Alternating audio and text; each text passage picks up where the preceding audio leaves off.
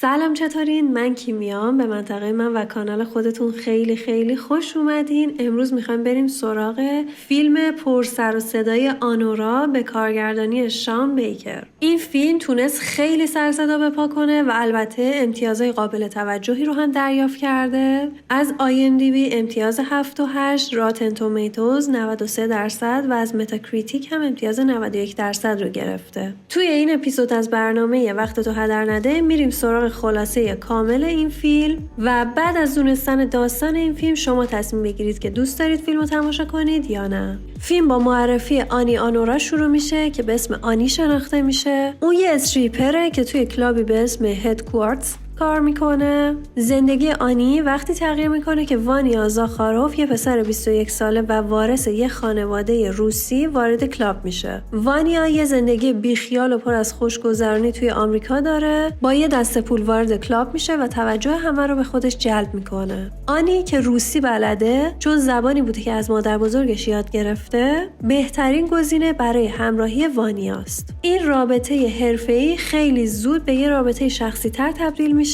وانیا آنی رو برای همراهی خارج از کلاب استخدام میکنه و دیدارهاشون بیشتر میشه. آنی کم کم با سبک زندگی تجملاتی وانیا آشنا میشه. ولی با اینکه وانیا از خانواده خیلی ثروتمنده، به شدت از کنترل والدینش فراریه. مخصوصا وقتی اونا ازش میخوان برگرده روسیه و تو کسب و کار خانوادگیشون فعالیت کنه. بعد از یه مهمونی وحشیانه شب سال نو، وانیا یه پیشنهاد عجیب به آنی میده. اون بهش $15,000 میده تا یه هفته فقط با اون وقت بگذرونه. تو این مدت رابطه‌شون نزدیکتر میشه و وانیا ازش خواستگاری میکنه. هدف وانیا از این ازدواج بیشتر برای حفظ آزادیش تو آمریکاست. آنی اولش مردده ولی بالاخره قبول میکنه و این دو نفر توی یک کلیسای کوچیک تو لاس وگاس ازدواج میکنن. بعد از ازدواج آنی برای اولین بار طعم زندگی لوکس رو میچشه. اون شغلش توی کلاب رو رها میکنه و میره توی عمارت بزرگ وانیا زندگی میکنه. ولی این محصل خیلی زود تموم میشه. وقتی خبر ازدواجشون به خانواده وانیا میرسه، پدر و مادرش نیکولای و گالینا زاخاروف به شدت عصبانی میشن.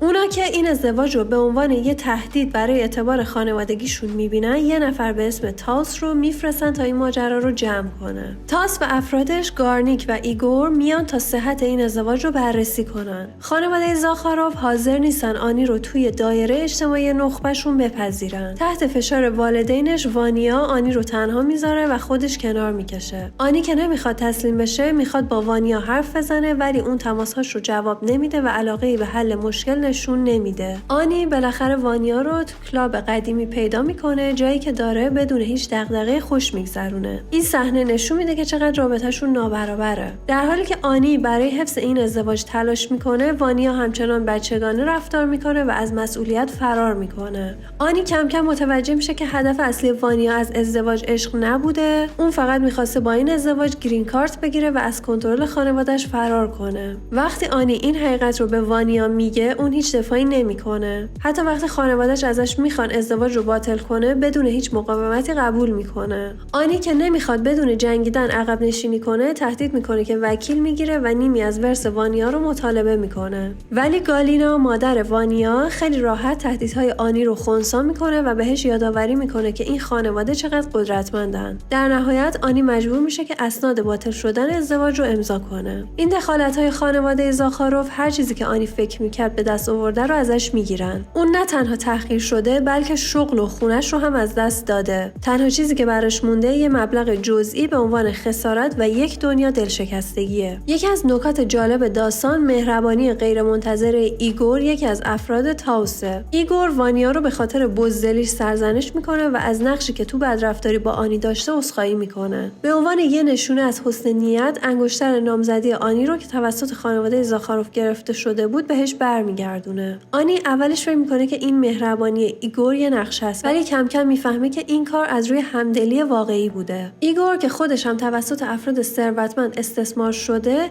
با آنی احساس همزادپنداری میکنه و در قسمت‌های پایانی این فیلم رابطه غیرمنتظره بین آنی و ایگور شکل میگیره. وقتی ایگور سعی سعی میکنه آنی رو دلداری بده، آنی رابطه رو به یه تعامل احساسی تبدیل میکنه. اما وقتی ایگور سعی میکنه با مهربونی بیشتر پیش بره، آنی به شدت تحت تاثیر قرار میگیره و شروع به گریه میکنه. این گریه نشونه ای از تمام ضربه های روحی و ناامیدی هایی که تجربه کرده. فیلم آنورا یه فیلم کمدی رمانتیک معمولیه که درباره قدرت، آسیب‌پذیری و تلاش برای کشف خوده. داستان آنی از یه عروس امیدوار به یه زنی که از درون شکسته شده، پیچیدگی‌های روابطی رو نشون میده که با دینامیک قدرت و ناامنی شخصی شکل گرفته. پایان فیلم تقریباً بازه و مخاطب رو تشویق میکنه که درباره آینده آنی و قدرت اون برای بازسازی خودش فکر کنه. آنورا یه داستان درباره خیانت، اعتماد و شجاعته که نشون میده چطور آدم‌ها میتونن بعد از بدترین تجربه‌ها دوباره قوی بشن. مرسی که تا آخر این ویدیو هم با من بودین. شما برام بنویسین که دوست دارین فیلم آنورا رو ببینید یا نه و اگه دیدین دوستش داشتین یا نه. توی کامنت ها برام بنویسید که کدوم یک از فیلم و سریال ها رو دوست دارین داستانش رو بدونین، چون وقت نمی‌کنین خودش رو تماشا کنین. اگه ویدیو رو دوست داشتین لایک کنید و برای اینکه محتواهای بعدیمو از دست ندین یادتون نره که کانالمو سابسکرایب کنین. تا ویدیوی بعدی مراقب خودتون باشید.